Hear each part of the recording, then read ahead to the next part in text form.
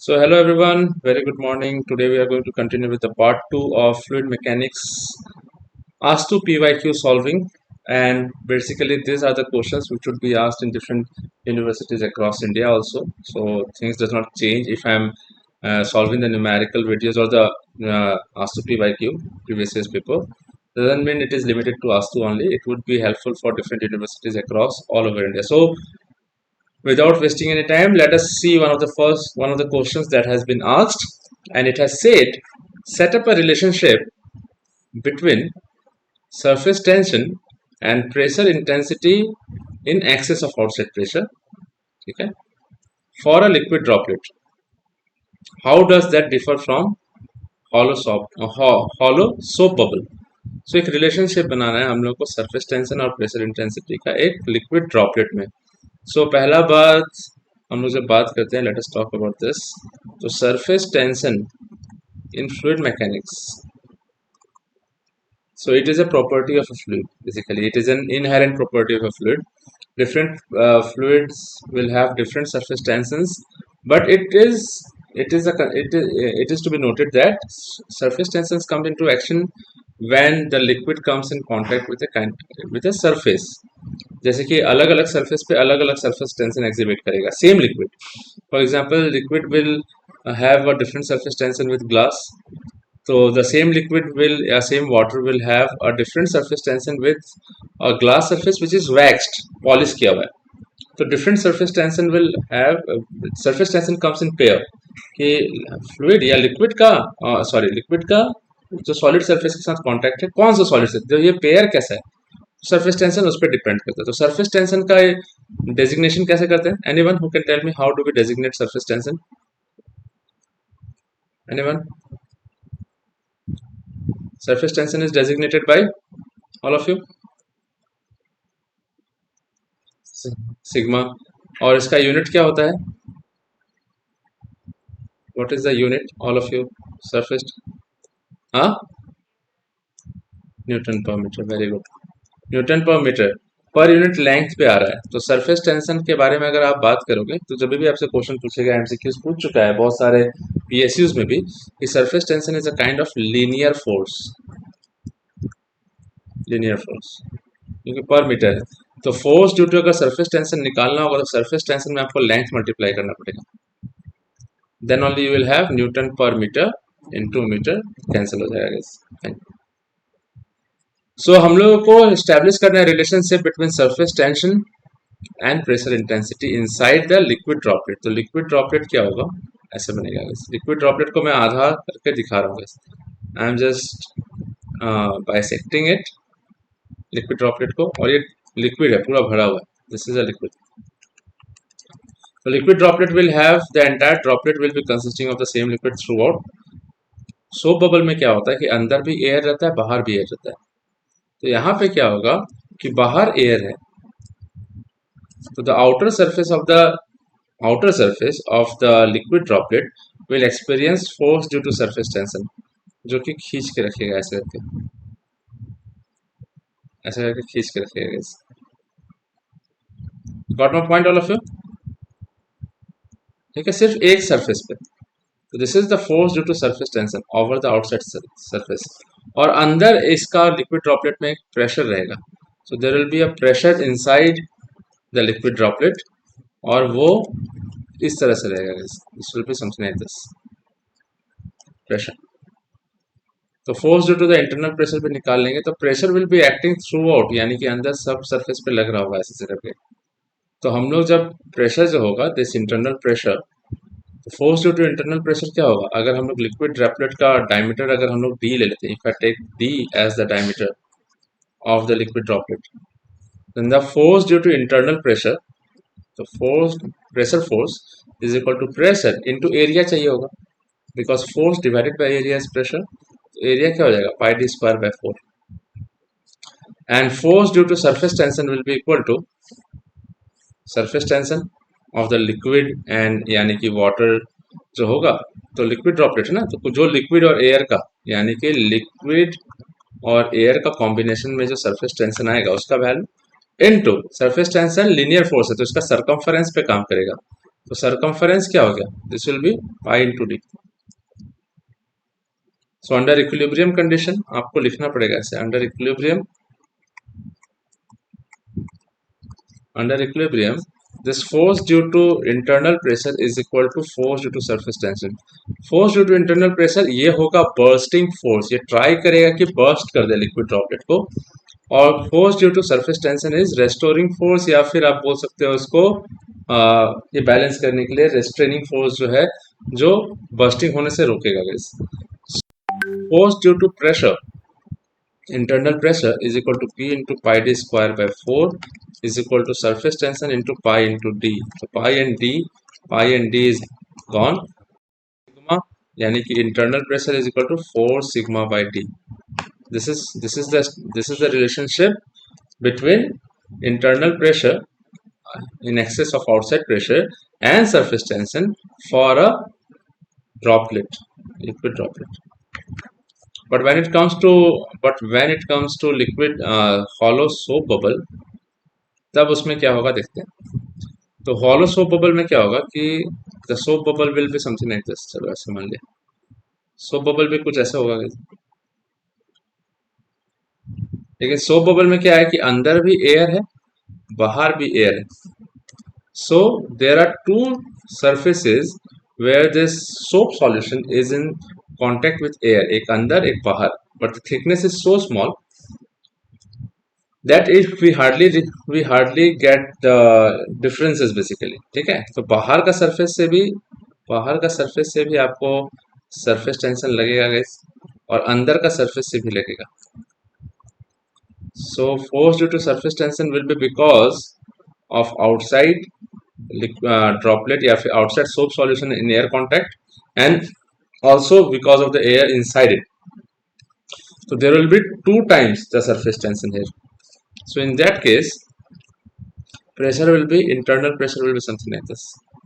तो internal pressure soap solution या फिर सोप बबल का डायमीटर जो है d मान लेते हैं। So in here same thing will come, यानी कि force due to internal pressure is equal to pressure into pi d square by 4। we take the projected area basically, and force due to surface tension is equal to surface tension into, क्योंकि 2 बार surface tension लेना पड़ेगा, तो pi into d। Therefore under equilibrium force due to internal pressure is equal to force due to surface tension। So P into pi d square by 4 is equal to 2 sigma into pi into d। ये खत्म हो गया। So in this case internal pressure is equal to 8 sigma by d। This is for bubble, soap bubble। तो आपको बोला है कि how is it different from this, right, how does it differ from hollow soft bubble. तो आप यहाँ पे आराम से लिख देना कि pressure in soap bubble is equal to 8 sigma by d, which is equal to twice of pressure in case of droplet, which is equal to 4 sigma by d। Answer। Is it clear all of you? Yes or no? All of you guys, ये आप ऐसे करके दिखा दोगे यहाँ पे, done, this question is done for sure।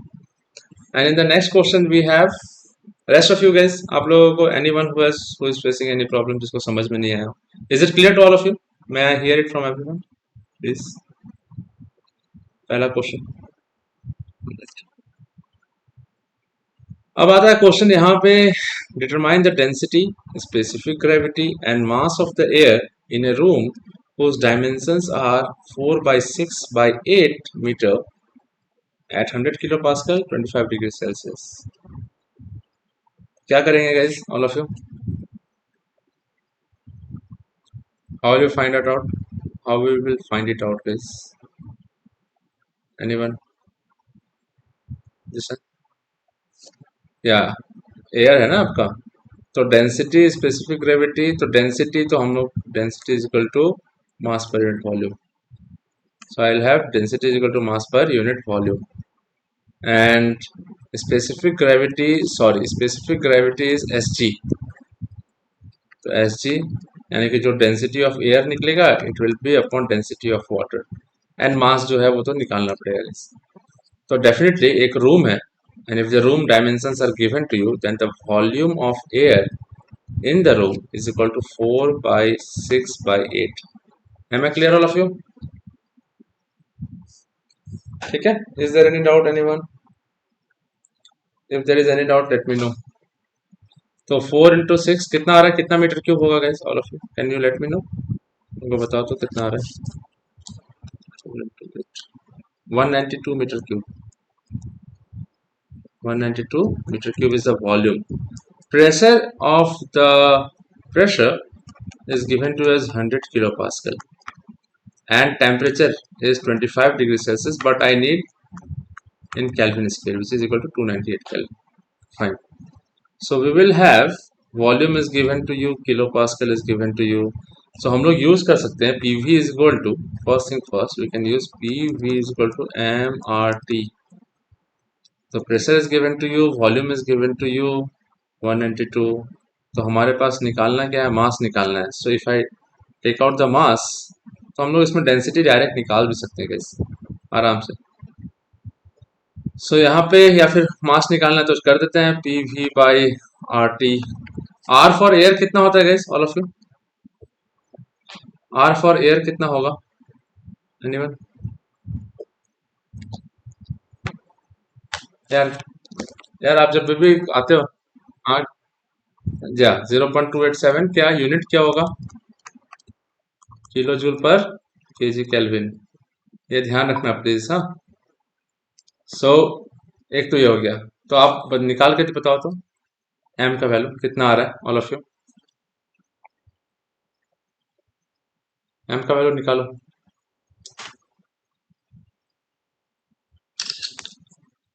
Everyone try to find out the value of M.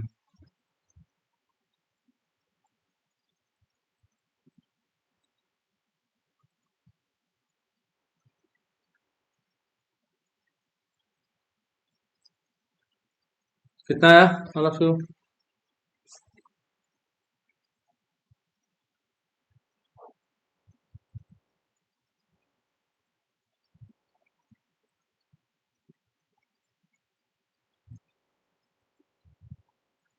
यार इतना टाइम लग रहा है आप लोगों को, क्या है यार, सब कुछ मैं ही कर दूं?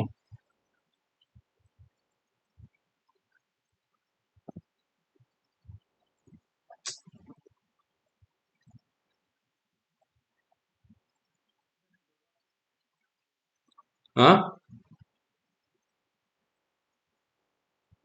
প্রেসার টু পাস্কেলত কেলে যদি মই কিলো জুলটো ইউজ কৰি আছো দে আৰে কিমান আহি আছে 224.224.49 केजी आही আছে. This is the mass. और तो डेंसिटी कितना आएगा फिर, तो मास आपको इतना आ गया, मास ऑफ एयर इतना आ गया, तो density is equal to mass per unit volume. तो 224.49 डिवाइडेड बाय 192 मीटर क्यूब कितना आ रहा होगा, 1.169. ठीक है, एनी डाउट एनीवन? 1.169. ठीक है, 1.169. ये आपका क्या आ रहा है, केजी पर मीटर क्यूब. फाइन. सो यहाँ पे ये आया, आपको क्या लगता है ये सही है या गलत है, all of you try to understand. यहाँ पे बताओ एक बार मेरे को कुछ. 1.169 डेंसिटी आ गया आपका. ठीक है, fine. So PV is equal to M R T आप लोग कर देंगे तो यहाँ पे डायरेक्टली आपका 1.169 आपका value of density of air सही है. तो और क्या पूछा है आपको, स्पेसिफिक ग्रेविटी. तो स्पेसिफिक ग्रेविटी कितना होगा guys, specific gravity of air will be equal to density of air upon density of water. तो 1.169 into 10 to the power minus 3 हो जाएगा, because this is equal to 1000. Am I clear all of you? Yes or no? ठीक है. और तो मास आ गया, density आ गया, specific gravity आ गया, सब कुछ आ गया, काम खत्म. So the first part of the question is solve for all of you guys. यहाँ पे सेकंड क्वेश्चन चलते हैं. यहाँ पे ये अच्छा क्वेश्चन है गाइस, ये आपको ये क्वेश्चन कहाँ से आया आप मेरे को बताना. हाँ, तो two square flat plates with each side 60 centimeter are placed 12.5 mm apart. So two square flat plates हैं. The lower plate is stationary and the upper plate requires a force of 100 Newton to keep it moving with a velocity of 2.5 meter per second. The oil film between the plates have the same velocity. The oil film between the plates has the same velocity as that of plate at the surface of contact. जहाँ पे contact हो रहा है plate से वहां पे assuming a linear velocity distribution determine the dynamic viscosity of oil and also the kinematic viscosity if a specific gravity of the oil is given to you this. तो ये क्वेश्चन है, पता नहीं कितना मार्क्स का था, शायद आप लोगों को 6 मार्क्स का था या 8 मार्क्स का था, आई डोंट नो, बट ये क्वेश्चन में आप लोगों को चैप्टर नंबर 1 से आया हुआ है which is properties of fluid. तो इसमें क्या दिया हुआ है कि टू स्क्वायर प्लेट्स है, कितना का है 12.5 mm अपार्ट है, 60 सेंटीमीटर का साइड है. सो इफ आई से something like this, if I draw ऐसे करके एक प्लेट, ऐसे करके एक प्लेट, ऐसे करके एक प्लेट है. This is one plate of, this is one square plate जिसका साइड 60 सेंटीमीटर है and there is another plate जो कि ऐसे, मैं ऐसे ड्रॉ कर सकता हूँ इस तरह से. तो यहाँ पे ऐसे,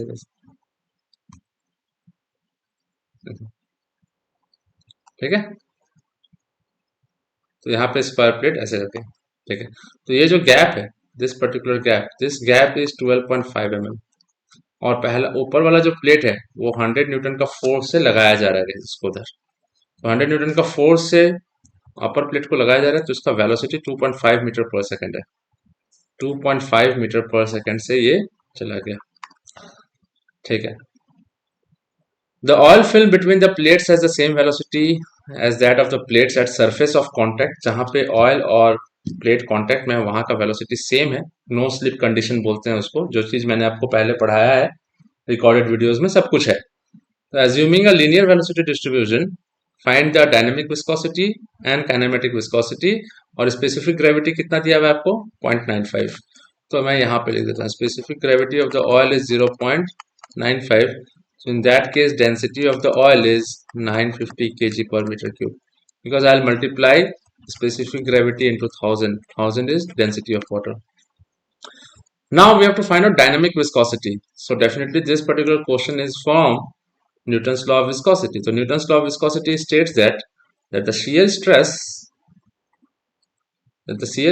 developed because of the fluid flow and because of velocity distribution हो रहा है किसी के बीच में, and because of viscosity it is directly proportional to the velocity gradient. And if you remove the proportionality sign, I will get a factor which is known as dynamic viscosity. So tau is equal to mu du by dy. तो side से अगर आप view करोगे, if you view it from the side, तो आपको plate ऐसे दिखाई देगा. ये डिस्टेंस 12.5 mm का है, दिस इज 12.5 mm. ये प्लेट को 100 न्यूटन से खींचा जा रहा है, इसका वेलोसिटी 2.5 मीटर पर सेकंड है. तो यहां से ये जा रहा होगा ऐसे, लीनियर वेलोसिटी बोला ही है. लीनियर वेलोसिटी मतलब लीनियर वेलोसिटी डिस्ट्रीब्यूशन है. तो this velocity profile, this is called profile. तो लीनियर प्रोफाइल है. ये प्रोफाइल क्या डिनोट करता है कि वेलोसिटी चेंज कैसे हो रहा है from this plate to this. तो दिस इज स्टेशनरी प्लेट. तो चेंज इन वेलोसिटी जीरो से लेके कहां तक, 0 से लेके 2.5. तो du by dy in this case, du is equal to 2.5 minus 0. तो 2.5 metre per second. Fine. dy ये चेंज जो हुआ 0 से लेके 2.5 तक में वेलोसिटी कितना डिस्टेंस में 12.5 mm पे हुआ. तो 12.5 into 10 to the power minus 3 metre पे होगा. चेंज कर लेंगे बिकॉज दिस इज मीटर, तो ये भी मीटर में लाना होगा. तो डी बाई डी वाई तो आराम से निकल जाएगा. टाउ, तो फोर्स लगाया 100 न्यूटन का, divided by area of surface करेंगे तो 60, ये भी 60. तो 60 force divided by the surface area कितना होगा 0.6 into 0.6. Am I clear all of you? कोई डाउट है तो बताओ यहाँ पे. तो हमारे पास force divided by surface area, तो this is area, surface area available. This is the force applied to move the upper plate at a velocity of 2.5 meter per second, because and in that case we have this oil in between these plates, which will also have this velocity profile. So एने क्या कोई है कि है velocity change हुआ तो start हो जाए, stationary plate था कि वो, so याते velocity becomes zero because of no slip condition and gradually increases to the upper plate, and it assumes the velocity of the upper plate only. Simple as that. This is called velocity change. The change of velocity is taking place with respect to y direction. That is called velocity gradient. So tau का value हम लोग लिख देते हैं 100 divided bye 0.6 into 0.6. यहाँ पे आ जाएगा 2.5. Mu आएगा ही एक, सॉरी अच्छे से लिख देता हूँ. तो mu into 2.5 divided by 12.5 into 10⁻³ ऊपर चला जाएगा. सो आई विल हैव 25, ये 5 से चला जाएगा गाइस. फिर एक दो 0 चला गया तो 1 0 बच गया. ठीक है, तो यहाँ से 5 से चला जाएगा 2 10. तो हमारे पास आ जाएगा mu is equal to 1/0.36 into 2. ये 2 इधर आ जाएगा गाइस. 6.6 into 0.6 36.36 into 2. तो 1 बाई डिवाइडेड बाई 0.72 कितना आ रहा है चेक करो तो guys all of you. 1.38 newton second पर metre square. This is called dynamic viscosity. Unit में न्यूटन आएगा ही when we are considering dynamic part. तो न्यूटन सेकेंड पर मीटर स्क्वायर जो होता है उसका यूनिट केजी पर मीटर सेकेंड भी लिखते हैं हम लोग केजी पर मीटर सेकेंड भी लिख सकते हैं. चेक कर लो आप लोग कैसे. न्यूटन सेकेंड पर metre square. Newton is force is mass into acceleration. Mass is KG, acceleration is metre per second square, and second इधर पे और नीचे मीटर स्क्वायर. सो 1 मीटर खत्म, 1 सेकेंड खत्म, सेकेंड नीचे आ जाएगा. So I'll have kg per meter second. So do not confuse if the unit is given in kg per meter second or in Newton second per meter square. Just do not confuse. Am I clear all of you guys so far? तो mu का value हमारे पास 1.38 आ गया. What is the value? Dynamic viscosity is done. Now we have been asked to find out determine the value of kinematic viscosity of the oil if the specific gravity of the oil is given to us 0.95. Now the density of the oil, since the specific gravity is 0.95, density of the oil will be 950 kg per meter cube. So we can easily find out this value. Kinematic viscosity we know is equal to dynamic viscosity upon density of that particular fluid. So dynamic viscosity is 1.38 और density is 950. क्या माना है इसे की हो वो. Very good, very good. Unit याद रखना चाहिए अच्छे से. Very nice. तो ये हमारा दोनों आंसर आ गया. We are done with it. तो ये क्वेश्चन को हम लोग आराम से सॉल्व कर लिया. आपको फुल मार्क्स मिल गया यहाँ पे. आई एम सेइंग यू, मैं अगर आप मेरा अच्छे से फॉलो करोगे व्हाट एवर आई से and what ever the videos and, तो यूनिवर्सिटी में तो जिसका सबसे बड़ा डर रहता है आप लोगों का कि यूनिवर्सिटी बैकलॉग्स एंड ऑल, उसमें मैं इतना तो ला के दूंगा आप लोगों को, provided you follow whatever the things I say. There will not be a single question that you will leave. जैसे कि डिब्रूगढ़ यूनिवर्सिटी का 6 दिन पहले मैंने हुआ अप्लाइड थर्मोडायनेमिक्स, तो मैंने बता दिया, मैंने जो क्वेश्चन प्रैक्टिस कराया वही क्वेश्चन आ गया इस एग्जाम में. It's easy do to really predict the entire question paper, but yeah, only the question paper prediction and solving those questions are not sufficient if you are looking for a long term goal. As simple as that.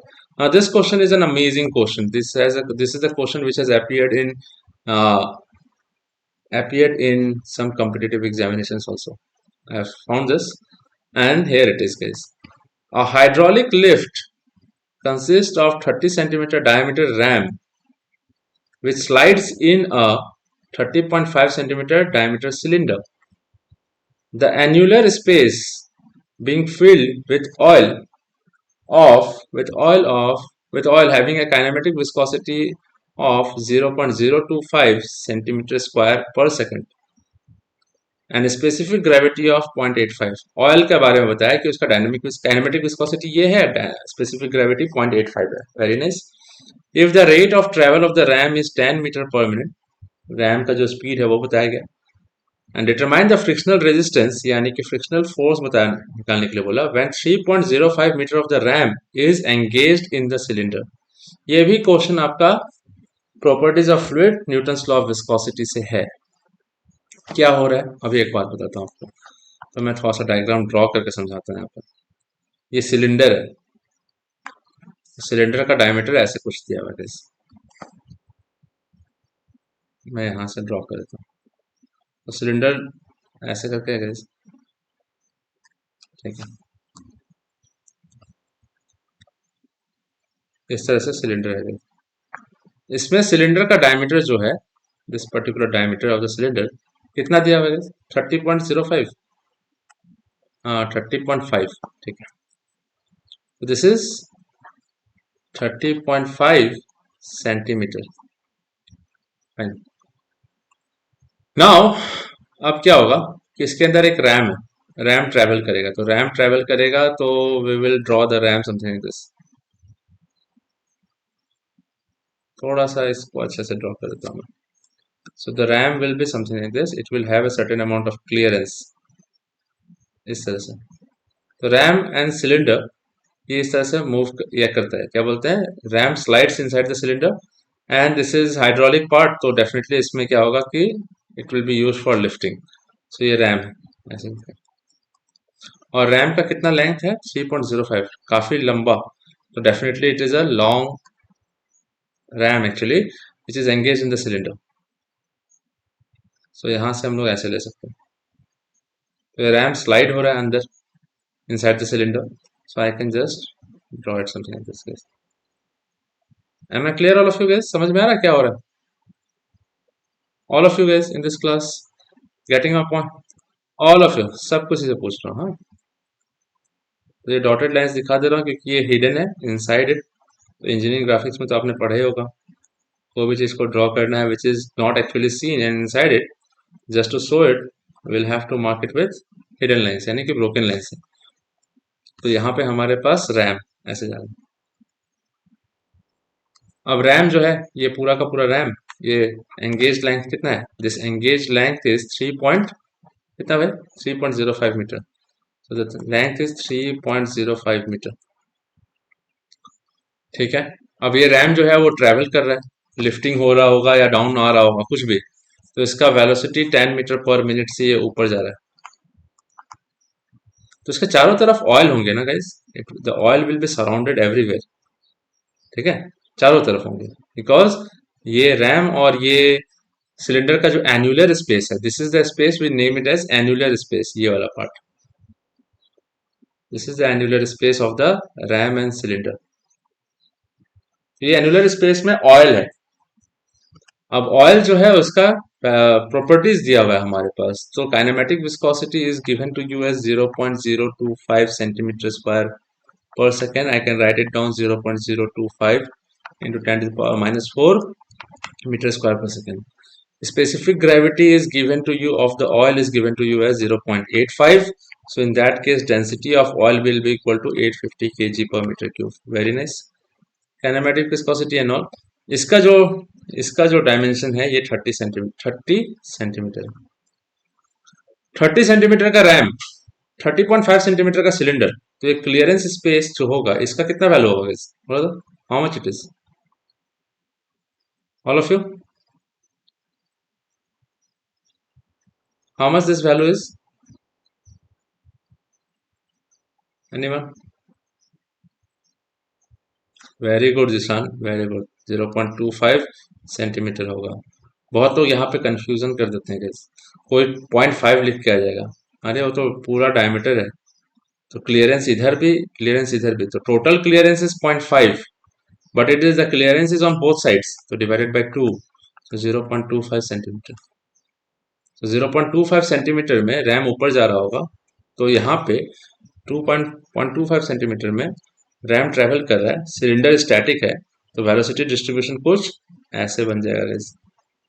M I clear between the ram and the cylinder? तो ये कितना हो जाएगा, 10 metre per minute, और ये 0, और ये distance कितना डिस्टेंस में हो रहा होगा, 0.25 सेंटीमीटर में गाइस, 0.25 सेंटीमीटर में चल रहा होगा गाइस। तो जब ये ऊपर जा रहा होगा, डेफिनेटली फ्लूइड इसके चारों तरफ फ्रिक्शनल रेजिस्टेंस लगा रही होगी। Am I clear all of you? चारों तरफ, पीछे भी। Am I clear all of you? Yes और no? All round, all round चारों तरफ ऐसे फ्रिक्शनल रेजिस्टेंस लगा रही होगी। तो जब हमारे पास न्यूटन्स लॉ ऑफ विस्कोसिटी है, तो dynamic viscosity sorry tau is equal to mu d u by d y. तो d u by d y निकालना तो बहुत आसान है यहाँ पे, because d u in this case 10 - 0 आ रहा है, तो 10 मीटर पर मिनट ही है।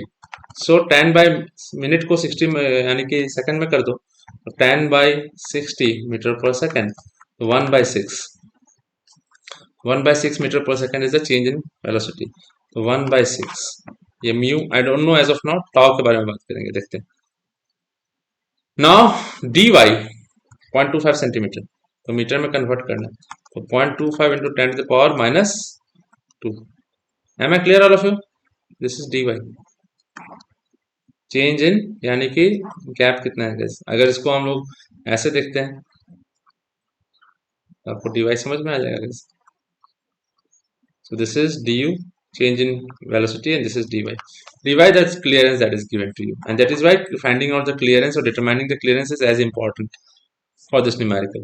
So ये mu रह जाएगा, 6 नीचे आएगा तो 25 इंटू 6 इज 150, दो डेसिमल्स आ जाएगा तो 1.5, और 10⁻²ऊपर चला जाएगा इस 100 डिवाइडेड बाय 1.5।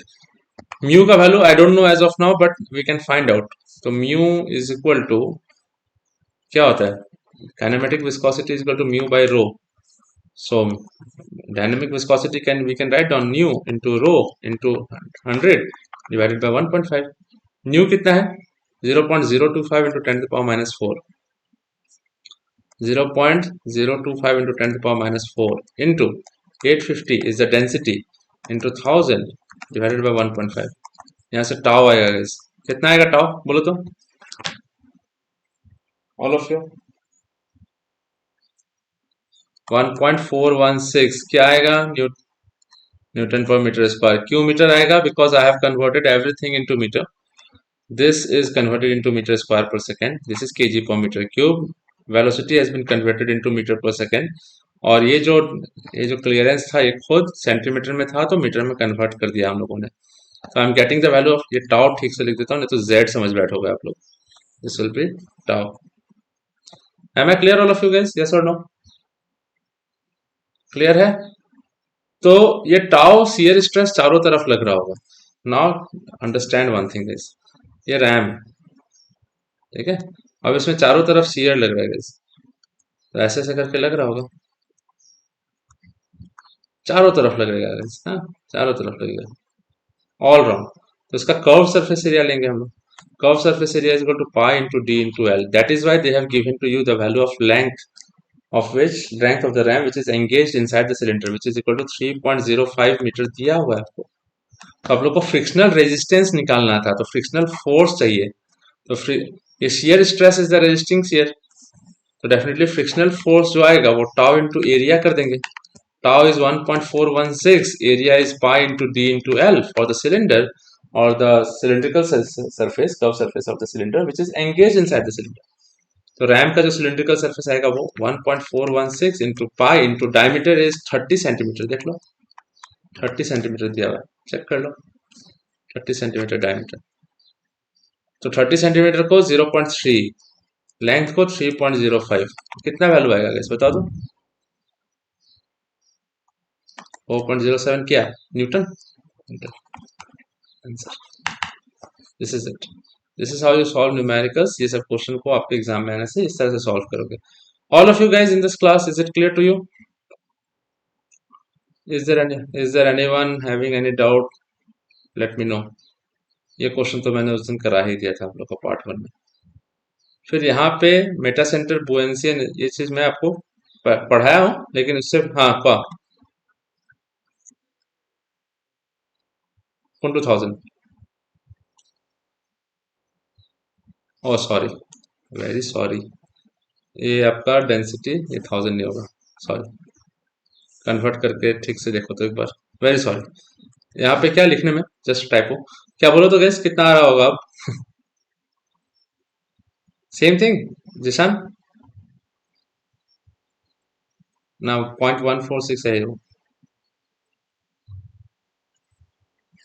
Very sorry. तो 0.146, 0.146, तो यहाँ पे देख लेते हैं एक बार new, find this 100 10 to the power 200 1.5 very true. ये आ जाएगा हमारे पास न्यूटन पर मीटर स्क्वायर। तो 1 डेसिमल कम हो जाएगा, तो यहाँ से भी 1 डेसिमल कम हो जाएगा। 0.407 is the Newton. 0.1416 second is pi into d into L. Am I clear, all of you? Is it clear, guys? Yes or no? All of you guys in this class, is it clear? ठीक है। Kinematic viscosity बहुत कम दिया हुआ है, बहुत कम दिया हुआ है काइनेमेटिक विस्कोसिटी, इसलिए कम आ रहा है value. So it's very low basically. हो सकता है कि उन्होंने कुछ लिखने में गलती कर दिया हो यार। एनीवेज, जो दिया है उसके हिसाब से करेंगे, जो आंसर आएगा वो हमारा आंसर है। That's it. ये कर दिया metacentre and centre of buoyancy in 3 states of equilibrium of floating body. समझा देता हूँ यहाँ पे। मेटा सेंटर क्या होता है गाइस, ऑल ऑफ यू? उस दिन भी बोला था मैंने आप लोगों को पार्ट 1 में, not rotates, oscillates. Yeah, it is in simple harmonic motion. So a point about which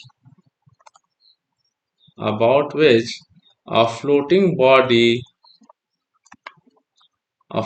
body in a liquid oscillates. Sorry, spelling wrong. OCI. Am I clear, all of you? So meta center is the point on a floating body about which the body in a liquid, floating in a liquid, oscillates. So it is the point of intersection. It is a point of intersection of a line passing through the center of buoyancy and center of gravity, and the new line of force of buoyancy when the body is given an initial rotation कुछ, ठीक है। So body एक ऐसे है, ये पानी में है, this is inside the liquid. चलो जनरली वाटर ही लिया जाता है, तो यहाँ पे जी आएगा, यहाँ पे बी आएगा। इसको हम लोग इनिशियल एक डिस्टर्बेंसेस देंगे। आप दिखा देना, ऐसे ड्रॉ करके दिखा दोगे तो ज़्यादा अच्छा रहेगा, उनको लिखने की जरूरत नहीं पड़ेगी फिर। You will not have to frame any answers. So यहाँ पे ऐसे हुआ, तो जी तो अपने जगह पे था जैसे है भाई, अपना जगह चेंज नहीं करेगा। ये बी, तो नया बी कुछ यहाँ आ गया, बी डैश। सो जी और बी जो था उसका कनेक्शन, और नया force of buoyancy. Force of buoyancy always act perpendicular guys, हाँ, always will act perpendicular. Weight will also act downwards, perpendicularly downwards. ये जहां दोनों इंटरसेक्ट करेगा वो है हमारा metacentre. Am I clear, all of you? Center of buoyancy is the centroid. It is the centroid of the या फिर centroid of the liquid displaced by the body. जितना लिक्विड डिस्प्लेस हो रहा होगा उसका सेंट्रॉइड कहाँ पे होगा? फ्लोटिंग बॉडी में ही लाई करेगा guys, and that would be at the centroid of the body immersed, centroid of the body immersed in the liquid. तो इतना का जो सेंट्रॉइड आएगा तो वो होगा centre of buoyancy. Very easy to write, समझ लेना, मैं लिखा हुआ है सब कुछ। 3 स्टेट्स ऑफ इक्विलिब्रियम क्या क्या है? इक्विलिब्रियम स्टेट्स क्या है guys, all of you? What are the 3 equilibrium states of a floating body? एक है stable equilibrium, then anyone else? Anyone? या फिर न्यूट्रल इक्विलिब्रियम? दोनों में से कुछ एक बोल लो, जैसा घुमा दिया वैसे का वैसे ही रह गया। और एक होता है अनस्टेबल। 3 हो, यही 3 होगा गाइस, हाँ। तो स्टेबल इक्विलिब्रियम में क्या होगा कि बॉडी को इनिशियल डिस्टरबेंस दिया आपने ऐसे करके, तो बॉडी को इनिशियल डिस्टरबेंस दोगे तो मान लो जी यहाँ पे, बी यहाँ पे, बॉडी यहाँ पे ऐसे चला गया गाइस, तो जी और बी ऐसे गया, और नया फोर्स ऑफ बुएंसी इधर आ गया, नया सेंटर ऑफ बुएंसी बी डैश। तो एफ बी ऐसे, डब्ल्यू ऐसे, वेट ऐसे, ये दोनों मिलके एक एंटी क्लॉकवाइज कपल बनेगा, देख लो। ये बॉडी को ऐसे घुमाना चाहेगा, ये नीचे आना चाहेगा, ये ऊपर जाना चाहेगा, तो डेफिनेटली ऐसे घूम रहा है। इस पॉइंट के अबाउट देख लो, एक ऊपर एक नीचे ऐसे।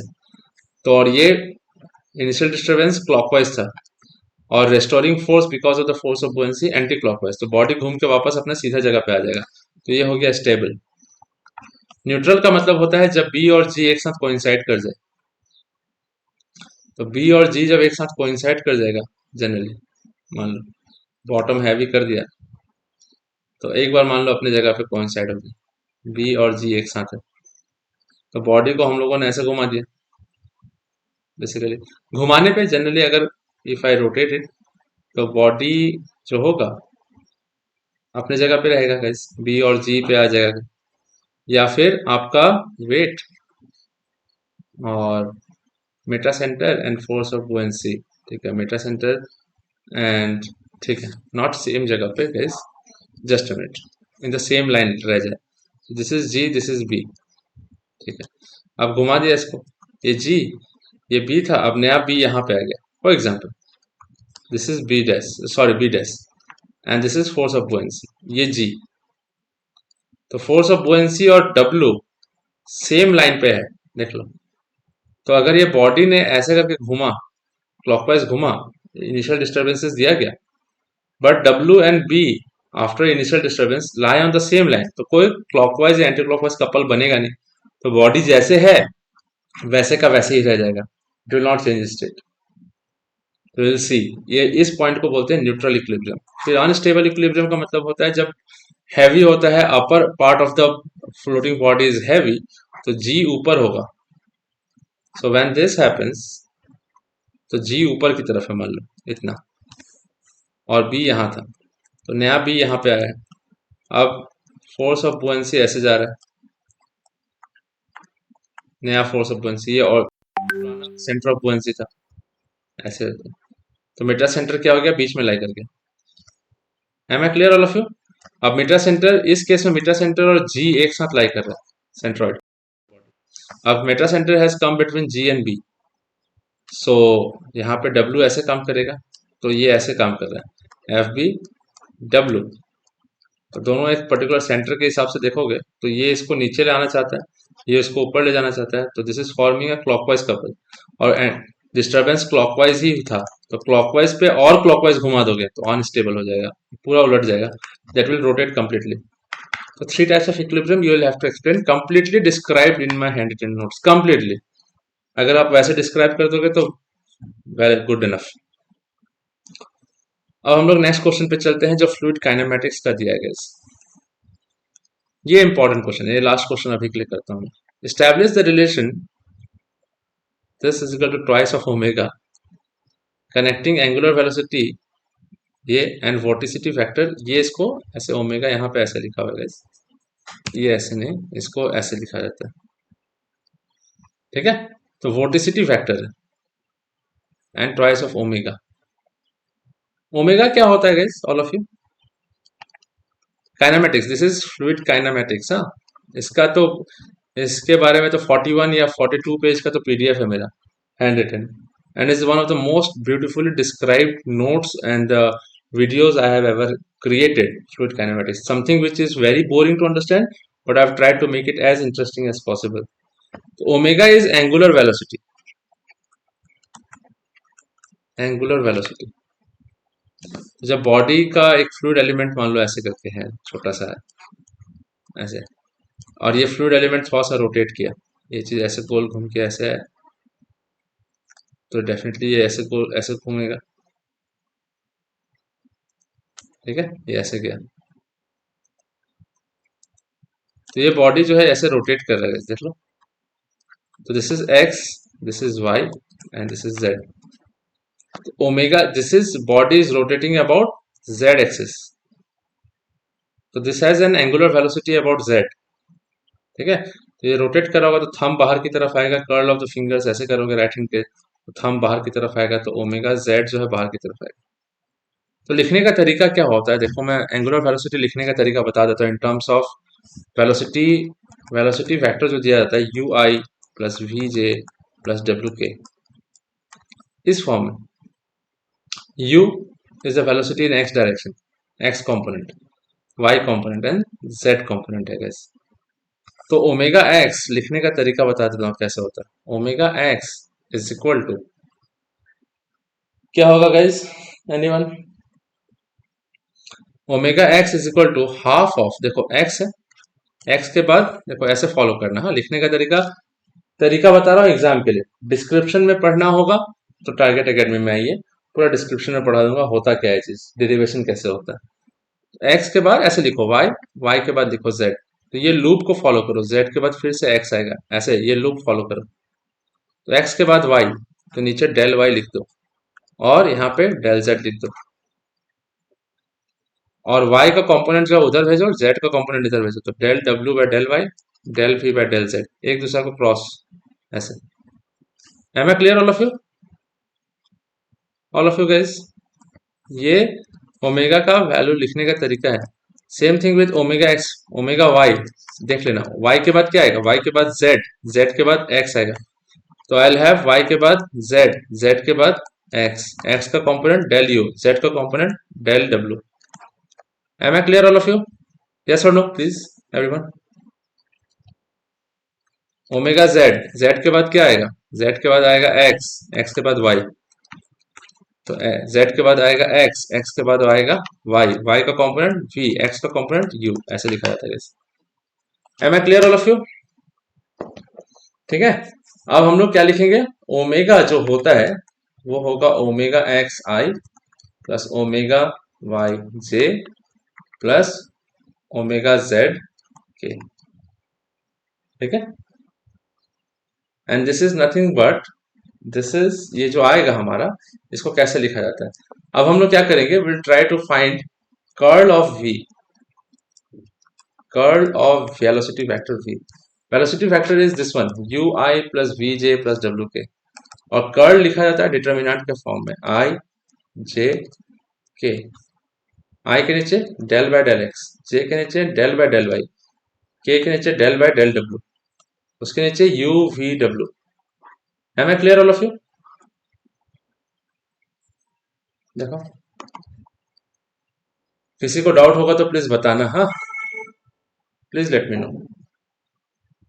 तो ये जो कर्ल ऑफ v है, ठीक है, कर्ल ऑफ v को ही क्या बोलते हैं, वोर्टिसिटी बोलते हैं, this is called vorticity, and this is denoted as ऐसे, इसका नाम मुझे भी पता नहीं, इस लेटर का भूल गया हूँ शायद, बट ऐसे लिखा जाता है। अब क्या डिटर्मिनेंट देखो, डिटर्मिनेंट देखोगे तो i का निकालोगे तो ये दोनों को हटा दो, जो बचेगा वो, तो i रहने दो, will have del w by del y minus del v by del w, del v by del z, sorry this is z, this is z, ठीक है। फिर आएगा माइनस, माइनस करेंगे बीच में, माइनस j, तो j में अब क्या करोगे आप, इसको हटाओगे और इसको हटाओगे, तो बच्चा ये और ये, तो इसको हटा देता हूँ एक बार, रुको। अब j में क्या होगा, तो del w, del w by del x, del w by del x minus del u by del z plus k। अब k में क्या होगा कि हम लोग इसको लेंगे और इसको हटा देंगे, फिर इसको एक बार इरेज कर देते हैं। अब बचा क्या, k में this this into this minus this into this, so k del v by del x minus del u by del y। अब देखो तो इसको थोड़ा सा रीअरेंज कर देते हैं, i del w by del y minus del v by del z, minus sign को प्लस कर दो, माइनस साइन कॉमन निकाल लो बाहर, माइनस साइन कॉमन निकाल लोगे तो this will become del u by del z minus del w by del x, ठीक है, प्लस k, तो हमारे पास एज इट इज रहने दो, del v by del x, del u by del y। अगर आप फोकस करोगे देखोगे, इसको देखो तो i के साथ जो है, देखो del w by del y minus del v by del z, देख लो del w by del y minus del v by del z, del w by del y minus del v by del z, ये क्या हो गया, omega, twice of omega x हुआ कि नहीं, check करो। अगर हम लोग ऐसे लिखते हैं तो twice of omega X is equal to del w by del y minus del v by del z। उसी तरीके से that will also come as twice of omega y, this will also come as twice of omega z। Am I clear all of you? So twice of omega x I plus twice of omega yj plus twice of omega zk। 2 common आ गया, तो हमारे पास 2 common आ गया, तो omega x i plus omega y j plus omega z k. ये क्या था? This was vorticity, and vorticity is equal to twice of, ये पूरा का पूरा क्या हो गया? ओमेगा। यही प्रूफ करने दिया है आपको answer. Establish the relation. Am I clear all of you? All of you guys, कोई डाउट होगा तो प्लीज बोलना हाँ मेरे को। ये वाला क्वेश्चन आप लोग खुद करके दिखाना, तो एक बार I will try, I will see if you guys can do it. यानी कि this relation, this question, if the expression for the stream function psi, psi लिखा जाता है इसको ऐसे रहते हैं, psi is equal to x cube minus 3x x y square दिया हुआ है, indicate the whether the flow is rotational और irrotational. If the flow is irrotational determine the value of velocity potential. ये पूछा गया सबसे। तो साई फंक्शन जो दिया हुआ है, तो इसको यूज कर सकते हो बहुत अच्छे से। Psi function and velocity potential function निकालना आसान है। Velocity potential function is given by phi. तो पहले जितने भी न्यू कमर स्टूडेंट्स है, जो लोग टारगेट में नहीं है, एक बार आप लोग खुद ट्राई करो इसको सॉल्व करने का। If you can solve it, well and good, and if you can't, I guess थोड़ा सा दिक्कत तो होगा, अगर प्रॉब्लम होगा। टारगेट एकेडमी स्टूडेंट्स, ये क्वेश्चन बहुत बार करा दिया मैंने, बहुत बार। अगर आप वीडियोस देखोगे, सब कुछ देखोगे, बहुत बार कराया। तो अगर आप ये कर सकते हो, करके मेरे को भेजो। In the next class I will solve it again for you. ठीक है, सामने सॉल्व कर दूंगा। अभी तो ये दिखा दिया, जितना भी चीज कराया मैंने, आप प्रैक्टिस कर लोगे, और उसके बाद बाकी के क्लास में मैं आप लोगों को transverse best formula and laminar flow, Couette flow, ये सब चीज के बारे में मैं आप लोग को बता दूंगा। Laminar flow between plates, laminar flow in circular pipe, इसका रिवीजन करा के जो भी न्यूमेरिकल्स आया होगा सॉल्व कर दूंगा। Is it fine all of you? Yes और नो? ठीक है, तो नेक्स्ट क्लास भी फ्लूइड मैकेनिक्स का लेते हुए, साथ में probably if I take 2 classes in a day, I will conduct mom class also. So you let me know guys, एंड जहां से भी कोई डाउट आ रहा होगा बताना मेरे को। तो in mom class I will definitely teach slope and deflection for sure, completely, once again. So I'll see you in the next class guys. Till then, take care.